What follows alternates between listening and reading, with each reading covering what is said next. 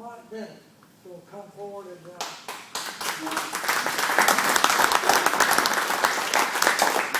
tell you more about tonight's program.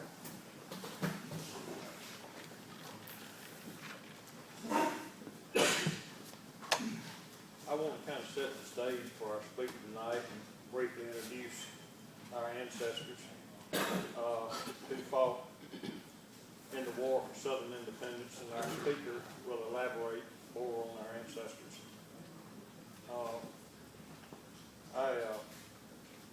I can't say 2 words without writing at least one of them down, so I've got all my notes down. So, but I do want to talk to you just for a moment, maybe something off the beaten path that we usually talk about. I want to talk to you about seeding. What is a seeding? From a non-agricultural aspect, it's a source or a beginning. Can y'all hear me without the microphone? No. Okay, sorry. I guess that's why you handed it to me. From a non-agricultural standpoint, it's a source or beginning.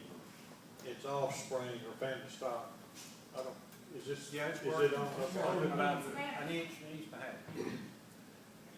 Have you ever thought about how you came to be, or did you just take for granted that you're supposed to be a part of this human race? I guess most people don't really give it much thought. But I believe that especially those of us who have Civil War ancestors do give it a lot of thought. In the creation account in Genesis 4, Adam knew Eve his wife, and she bore Cain and Abel. Now don't worry, I'm not going to go through all the begets of the Bible, but that was the beginning of human seed. So for brevity's sake, let's just fast forward to me, and then I'm going to back into our Civil War ancestors. I spent 10 months in Vietnam.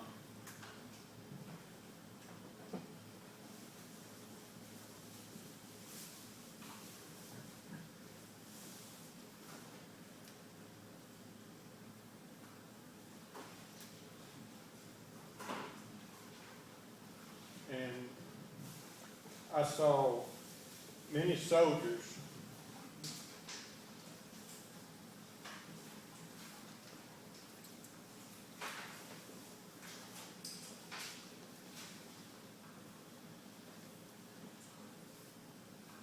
who were wounded and many who died as a result of combat. As a matter of fact, Laura and I were privileged to take a trip to Washington, D.C. in June of 2011 with a group of World War II veterans to tour the war memorials.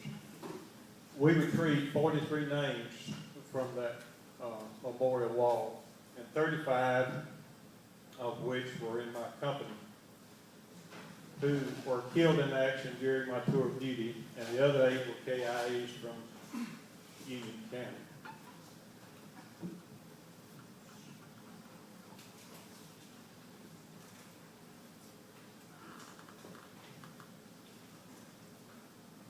And the seed of most of those young men were cut off completely and forever. Let's fast forward again. Gloria and I brought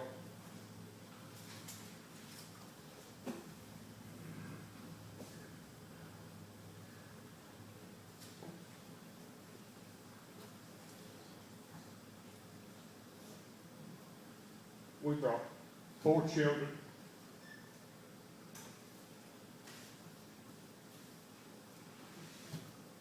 I apologize. Any time, so you're fine.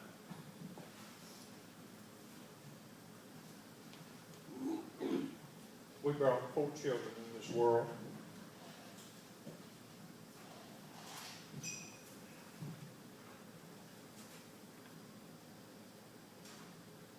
On February the 27th, 2009.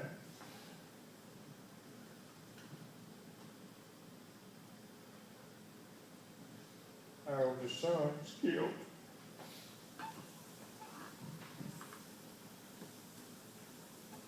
horrible accident on his farm, and that was very devastating to both of us. But the only consolation was that we knew that Michael was now with his Heavenly Father. But his seed was not cut off completely. He and his wife, Jill, had 2 sons and a daughter to carry on the generations. As tragic as that was for us to lose our son, I can't imagine how my great-great-grandmother Margaret Clark took the news that her husband, great-great-grandfather Thomas Goode Clark, captain in the 42nd Mississippi Infantry, and their 2 oldest sons, Private Jonathan Clark and Private Albert Henry Clark, were all 3 killed in the Battle of Gettysburg in June of 1863. T.G. Clark and Albert Henry on day 1 and Jonathan on day 3. I was talking the other day with my second cousin, Charlie Wayne Clark, who is a member of the Calhoun County Avengers, SCV. And he told me that according to information that was passed down from generations, that Jonathan buried his father and his brother, along with another Confederate soldier, in a shallow grave and prepared a crude wood marker.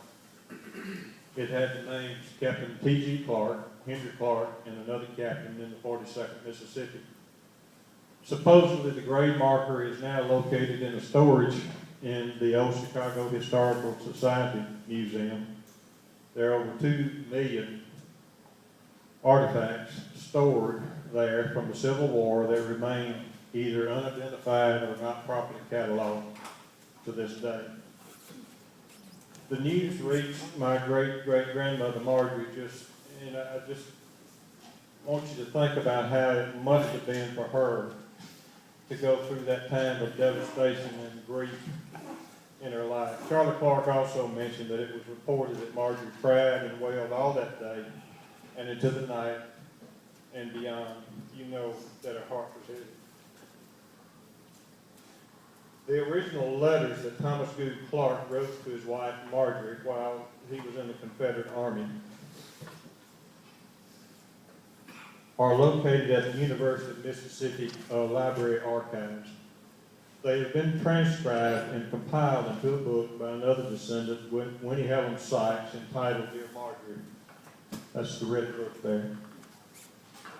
I have one letter that I want to scan through with you. The letter is dated January the 29th, 1863. It was written while near Goldsboro, North Carolina.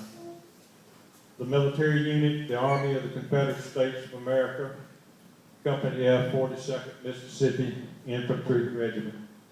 A brief description of the letter. T.G. Clark is discussing his concern over his 3rd son, Isaac's desired enlistment in the Confederate Army, and speculates about the possibility of their unit fighting before spring. T.G. begins his letter. Dear Marjorie, I this evening read 2 letters from you and hasten to answer them. We are all well at present and hope these few lines may find you enjoying the same blessing.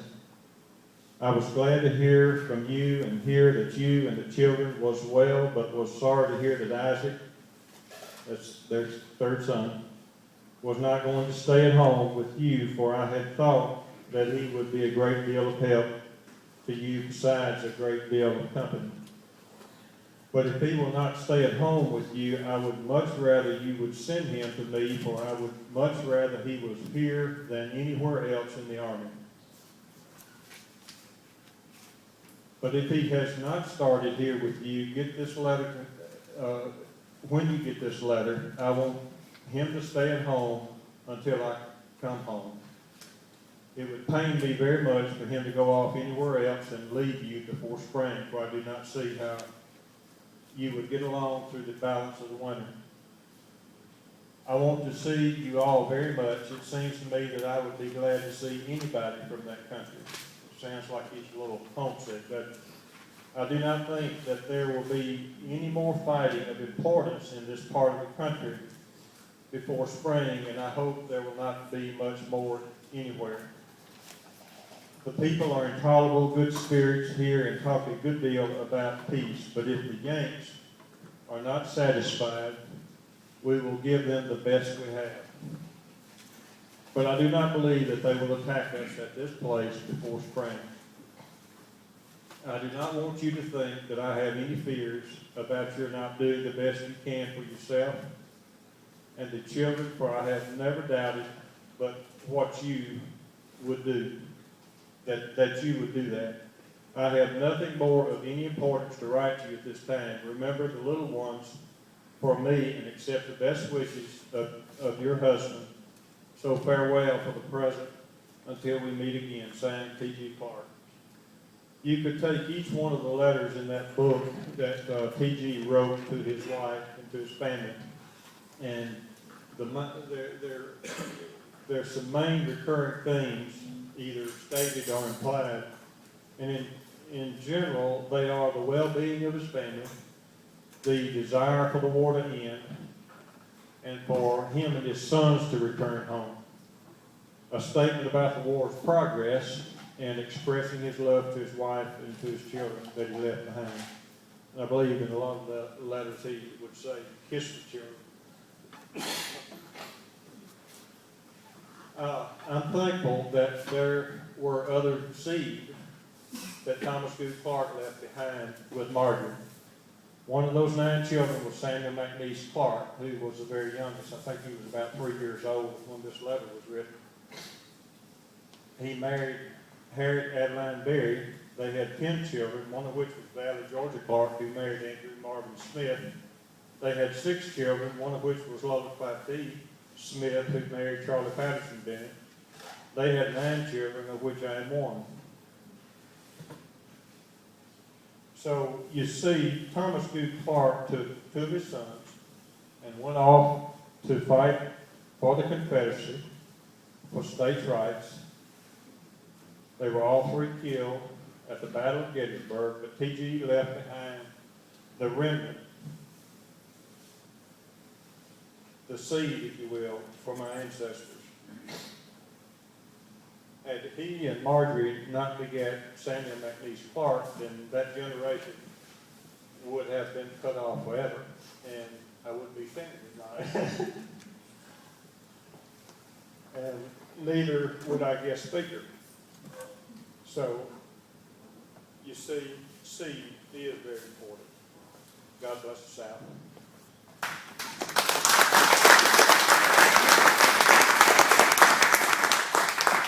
Now for an introduction to our speaker. Jane Bennett Gaddy is a native Mississippian, born in the Delta in 1940. She is married and has 4 children, 10 grandchildren, and 9 great-grandchildren. She enjoyed a career in banking from 1981 to 2004 and is retired from one of the Southeast's largest banks, where she was Vice President, Mortgage Banking, Training, and Sales Support. She's traveled the Southeast extensively over the last 10 years of her career, training mortgage bankers in marketing. She holds a PhD in religion, and after retirement was Dean of External Studies and taught master's thesis preparation in British and American literature at Tabernacle Baptist College in Greenville, South Carolina. She administers an American Literature course for external studies students of Bethany Divinity College and Seminary in Dothan, Alabama. She lives in Trinity, Florida with her husband. She published her memoir, House Not Made with Hands, in 2007, The Mississippi Boys in 2008, Isaac's House in 2011, and Joab was just published. Her main topic for this evening will be about the Mississippi Boys from Sarepta to Gettysburg. Please welcome Dr. Jane Bennett Gaddy.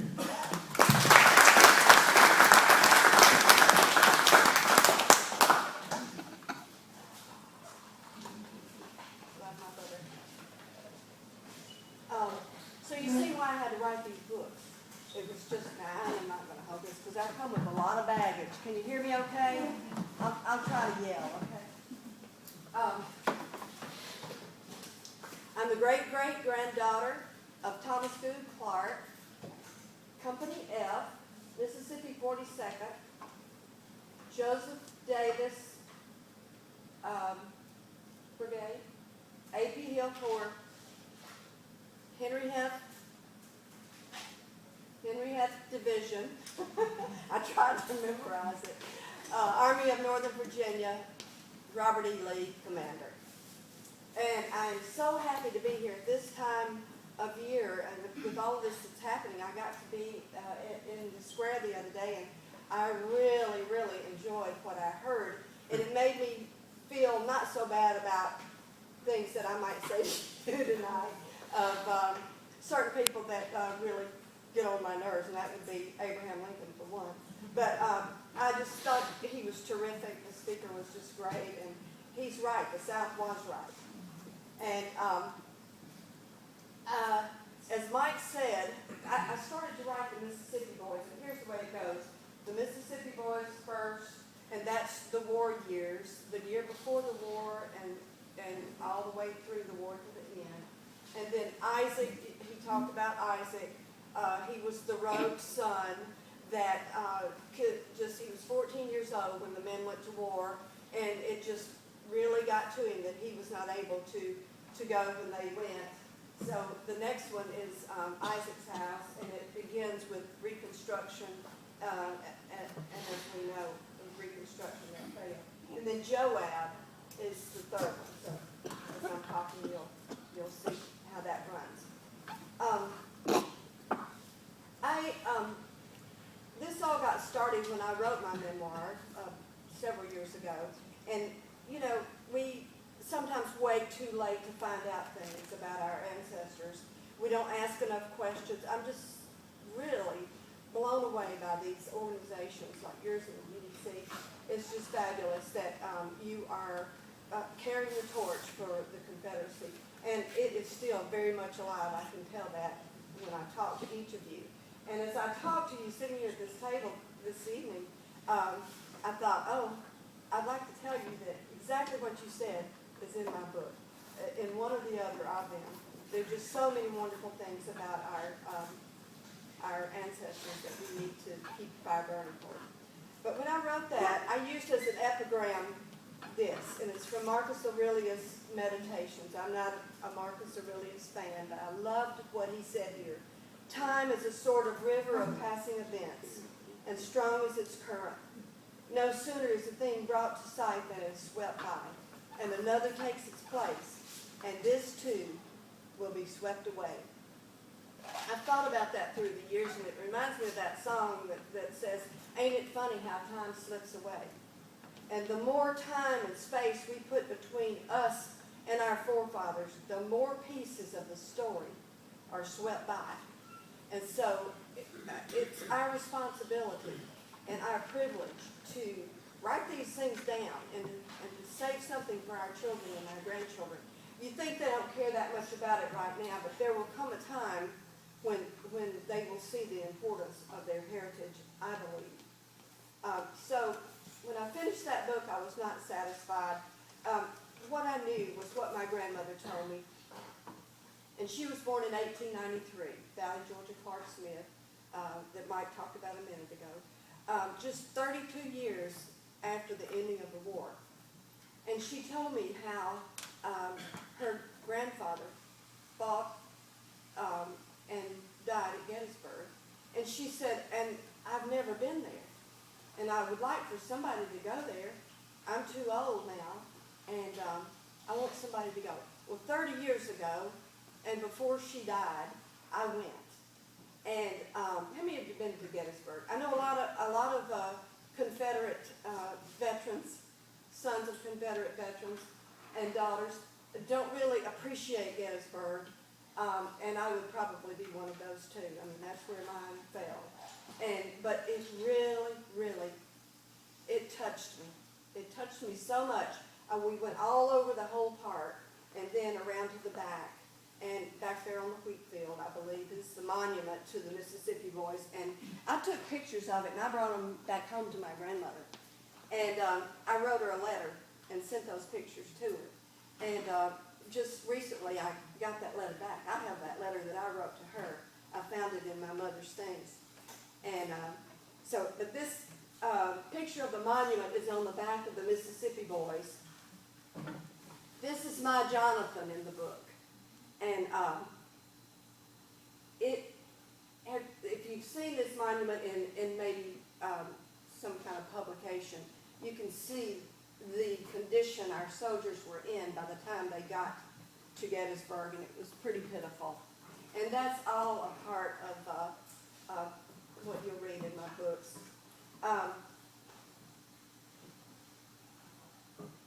People ask me a lot of times, what do you mean, historical fiction? Well, I know it may sound like an oxymoron. You know what it is. You know the books that you read about the war. How in the world can we know? Even though we have letters, we only have one side. We have the letters that came back to my great-great-grandmother. And the rest of it, you have to leave to your imagination, but you can certainly do that. When Mike read that letter just a minute ago, I was just sitting here thinking, you know, I've read these letters so many times, and every time I read them, I get something more. It's kind of like, I shouldn't say that. It's kind of like reading the Bible. You know how much you get. Every time you read, you get a little more. Well, to read those letters is to really, really get a blessing. But I researched the war years, and I had to dig and hunt and beg and plead to find something that was positive toward the South, because most everything was written favoring the North. But then I began to find things. And I camped out at the library. I took stacks of books home with me. I went to the battlefields. We spent time in Chattanooga. My husband went to college at Tennessee Temple in Chattanooga, and we went to all of the battlefields there. We'd go up on Missionary Ridge, and I wasn't even really interested in, we called it the Civil War. Now I don't even like that I used the name Civil War. That was Lincoln's term for it in my book. I like the War of Northern Aggression, because that's exactly what it was. As Mike said, my ancestors are the Clarks, T.G. and his sons, Jonathan, Albert Henry, Isaac, Joab, and Samuel. Now, he did have some daughters. These are all his sons. But I didn't want any girls in my book. So I took that literary privilege of having my historical fiction, removed the daughters, and I kept the sons. The spotlight was on these men who fought for our freedom. And in my fictional story, I changed my grandmother's name to Rachel. And it's set in Surrepti. You know where Surrepti is, Calhoun County. In 1860, the days and the months before the war began. And I don't know how I muddled through to about halfway in the Mississippi Boys when I found out about these letters. Mike, did you know about those before? I didn't know these letters existed. And I was so excited. My Dewey bought all of our siblings one for Christmas that year that we found out about it. And I didn't get mine until later. My sister sent it to me, and I sat up and read every one of them. I sat there and cried and read every letter. And I thought, oh my goodness, I got some things right as I was going. And it was truly my imagination. But the part about Isaac could not stand the fact that his family, his father and his brothers were going to war without him. He was 14 years old. And I know some boys did go and fight at age 14, but his daddy wouldn't let him. And so he, at some point, ran away from home. He wasn't gone very long. And he came back. I'll tell the rest of that story in just a minute. But I was so excited to get some authentication to what I was doing. And I was paving my way when I read these to really get into the Mississippi Boys. At this period of time, at this particular period of time, there were whispers of war, and then it got louder. There were rumblings, and then it was thundering. I mean, all over Calhoun County and your county, and all the counties in northeast Mississippi were rumblings about the war. Rachel had a quilt box in the kitchen, and when TG would come in at night, she would take those newspapers from him that he had read during the day, and she would hide them in the quilt box, so the younger boys, so especially Isaac, could not get those papers and read what was going on, because it would just have stirred him more. Rachel is featured in all of the books. She's the matriarch. She's the one who kept the fires burning at home when they left. She's the one that endured after they were gone. And so she is featured in all the books, but in the Mississippi Boys, the boy that is featured is Jonathan. And Jonathan is the strong one. He's the one that stands with his foot against the wall while the whole family is out here around the fireplace reading the scriptures and singing and playing their violins. And he is more or less the stronghold of the family. And during this time, there is death in the family before the war begins. There is love. Every emotion that's conceivable is going on in this family, the typical earthy family. And so there is love and there is hate, there is hardship, there is spiritual experience. A spiritual thread runs through these books here because that's who my family was. And that much I know. As a matter of fact, the spiritual thread was running right through the South, and I know I've seen it in the Confederate Veterans magazine advertised, Christ in the Camp. Has anybody read that? I'm getting that book. I want to read it. It's a like 400-page book, but that's one that I really want to read. There was a revival going on during the Civil War among the southern states and the camps where the men were serving. Also, there was loneliness, there was loss, every emotion imaginable. I tried to picture life in Calhoun County in the Mississippi Boys, the home place, the swing on the porch, the well out back, the wash pan on the back porch, the milk cow, the churn, the butter, the fire in the fireplace, kettle of stewing apples, the cellar, the smokehouse, the hogs on the hill, and T.G. talks about in these letters, the hogs on the hill. Don't let the hogs get wild. You won't be able to control them. So, take care of the hogs on the hill. And then there was Isaac sitting in the square with the men, trying to find out all he could about what was going on.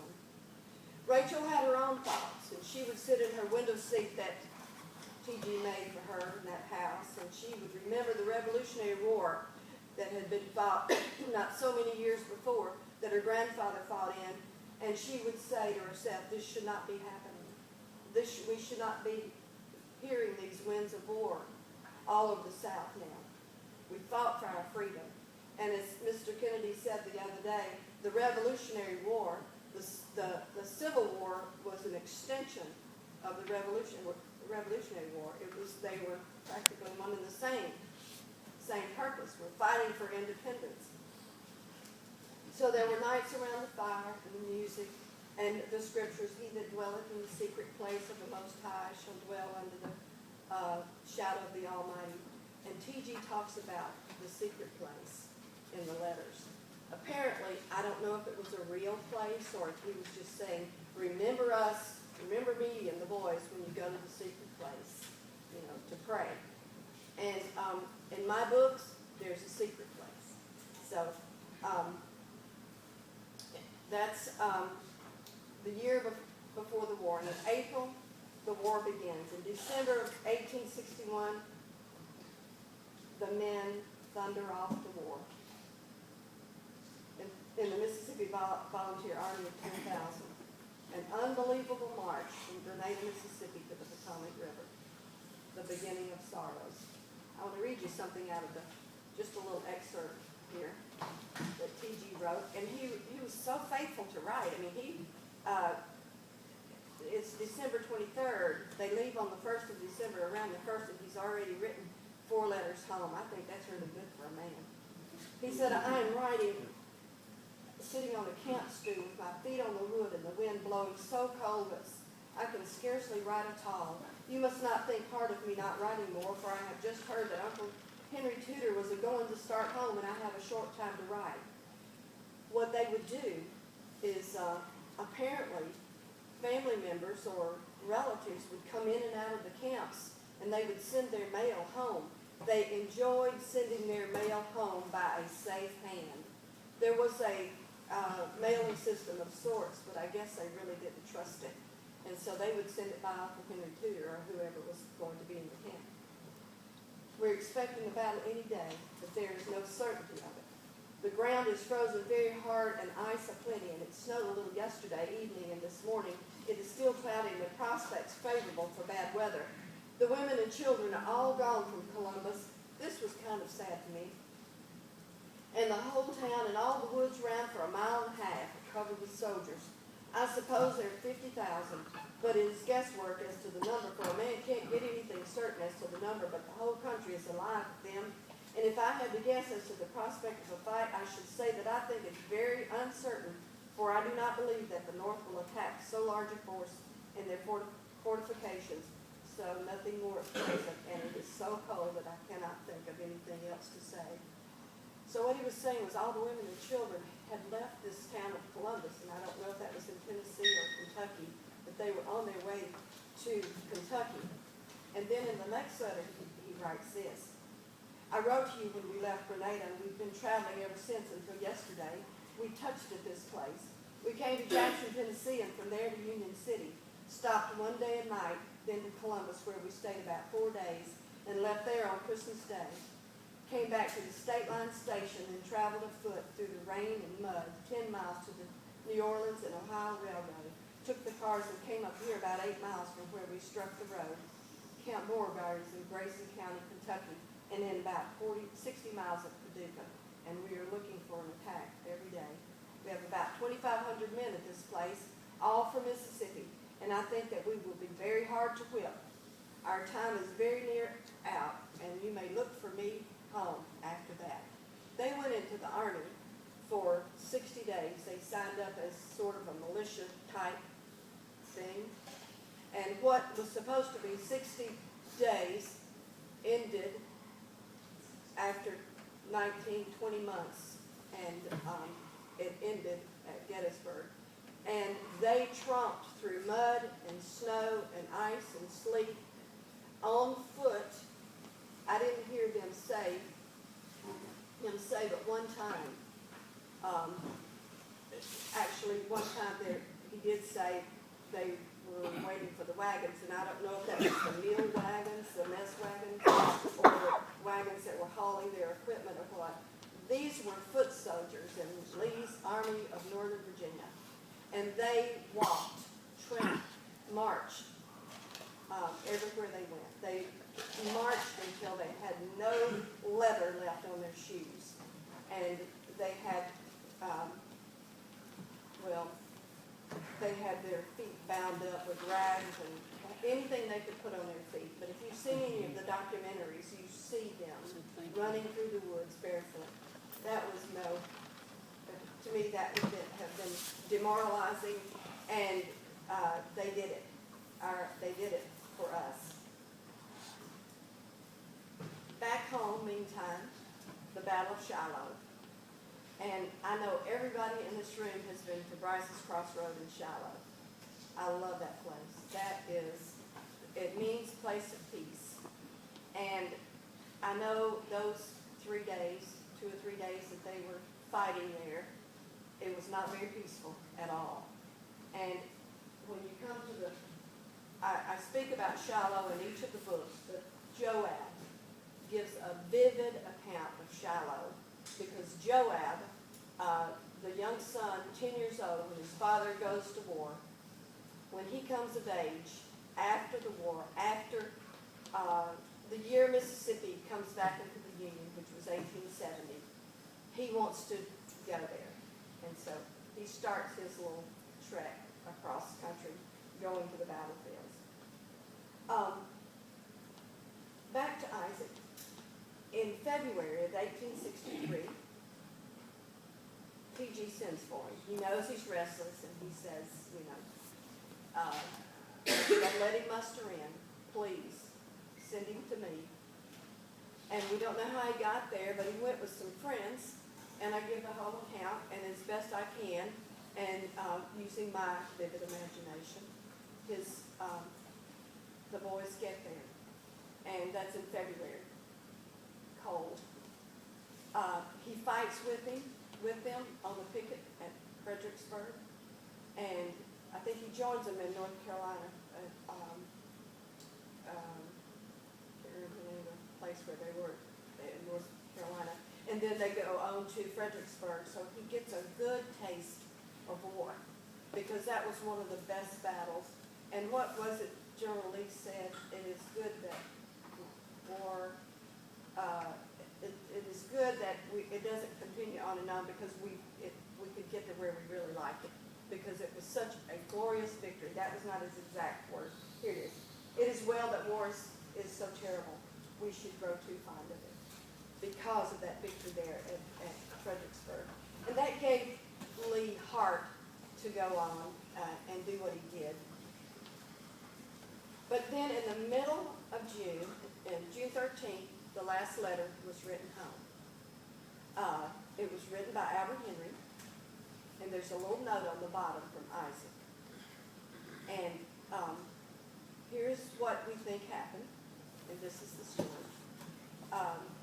T.G. sends Isaac home. Charlie Clark told us that Marjorie, my great-great-grandmother, got the word from Isaac. Isaac gets home. He comes through, I guess, the towns in Mississippi, where he hears the word that Gettysburg has happened. And everybody, 1,400 Mississippians, lay dead on the fields. And so he supposes that they're all dead. Now, in my book, I bring Jonathan home. I couldn't take it. So, it's very emotional. Is it to you? You see? What they did. So, I'll let Jonathan come home. We do know this, and it was told because there were others that were there, that he did bury Albert Henry and his father in a shallow grave, along with Captain Duncan, and that he died at Pickett's charge. But like I said, Jonathan comes home in my book, and you're gonna like that he did. I thought, I'm telling my story here, but still a lot of good stuff that you can read. And it's hard for me to go any farther on this. I tried to tell it as near the letters as I possibly could. Everything historical in there is correct and true. I don't care what the North says or what the Yankees say. It's true. So you can trust me. And I know you will. And as far as I was concerned, that was to be the one and only book about my ancestors. But then at the very end of it, there's a chapter that's called Faithful Son. Faithful Sons. And it was like Jonathan is dropping the mantle on Isaac. Because Isaac does go on to war. After the men are gone, he goes and he fights. This is the truth. He fights with the cavalry. And we don't have a whole lot of information on him. I've got letters that Isaac wrote to my great-great-grandmother several years later after he had children. Great, sweet, precious letters that the rogue Isaac wrote to his mother. But I thought, I'm not done yet. I don't want to let this go. And there was still a lot to write, because we know they had to go through this horrible thing called Reconstruction. And it really never got off the ground. It was a time of the carpetbaggers and the scalawags and the copperheads and the radical Republican regime and everything just being crammed down the South's throat. And we didn't do Reconstruction in the South. We did restoration and redemption and rebuilding on our own. And I say us, because we're a part of who they were. And so I couldn't stop there. I wanted to go on. And I went with Charlie Clark to Slate Springs. Has anybody ever been to Slate Springs? You know where Slate Springs is? It's in Calhoun County too. Where Isaac literally built his house. And I took pictures. And I have some pictures in this book of Isaac's house. There was a tree that came across the road with roots on it. And I asked my publisher to get me a tree with a root going across the road. And then I gave them pictures of Isaac's house, and they shot it into the corner here so that I could have a picture of Isaac's house. So, it's about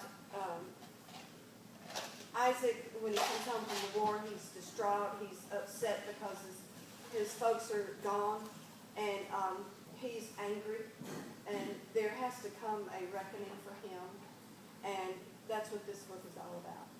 His getting reconciled to what happened during the war years. It was a hard thing for them to endure. And then I decided to make it a trilogy. And so I came to Joab, who was the fourth son, literally. And he was 10 years old, as I said, when the war started. Sweet Joab, you will see that he was always at his mother's legs, holding on, crying, comforting her. He was there for her the whole time. Well, when he comes of age, when he's 20 years old, he calls his mother to the swing on the front porch. This is where she always met with her boys. And it's where they took care of life's problems, one-on-one. And he sits on the swing and he says, Mother, I got to go. There are three things that Joab wants to do. One of them, he's not there yet, and that is to fall in love with and marry this wonderful girl that he is going to meet in Oxford, Mississippi. Joab is set in Oxford, Surrepta in Oxford, but he goes there and he sees that the town is just level, burnt to the ground. Did you know that Grant went through, when he came through and stayed in Holly Springs while he planned the siege of Vicksburg, that he came through Oxford and didn't burn it? Actually, Grant was not the burner. It was Sherman that was the burner. Grant wanted our water. Sherman wanted to burn everything we had.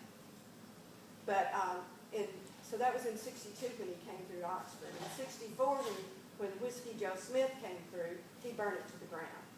And so Joab sees this, and his desire is to, he knows Reconstruction is not working. The ideology the South did not accept. And so he wants to help rebuild Oxford. He wants to marry the woman of his dreams, and he wants to see the battlefields. He starts with Shiloh. And Shiloh is depicted twice in this book.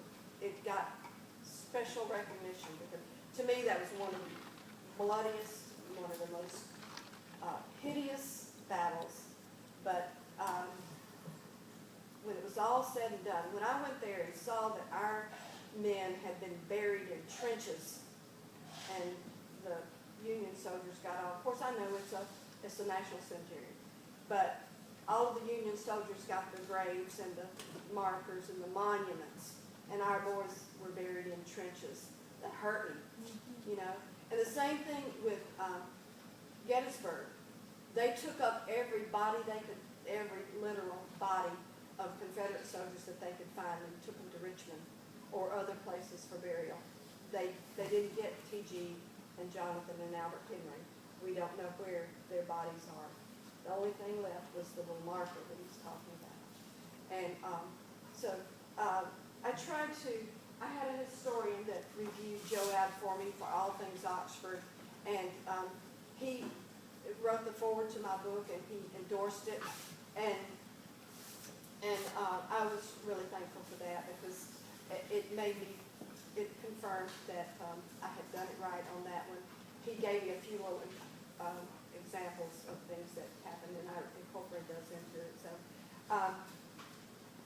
I just will leave you with this. In Isaac's house, in the preface, I wrote this. I close my eyes, set my imagination free, and shine my fictional light directly on the history of my family, even now evoking emotions of sorrow and joy that kindle a promise of redemption and restoration. And I dream and write of how it might have been. And that was the best I could do with correct history, with the history of the different places, with the history from this book right here, and a vivid imagination. I wrote my trilogy. And I hope you purchase it, and I hope you enjoy it, and I hope you write me a letter and tell me so. Would you please sign my book up here? I would love it if you did. It's right on the corner. If you'll just pop up there and sign it. And thank you so much for inviting me. I thoroughly enjoyed being with you and being amongst some wonderful Southern people who just blesses you. Thank you very much.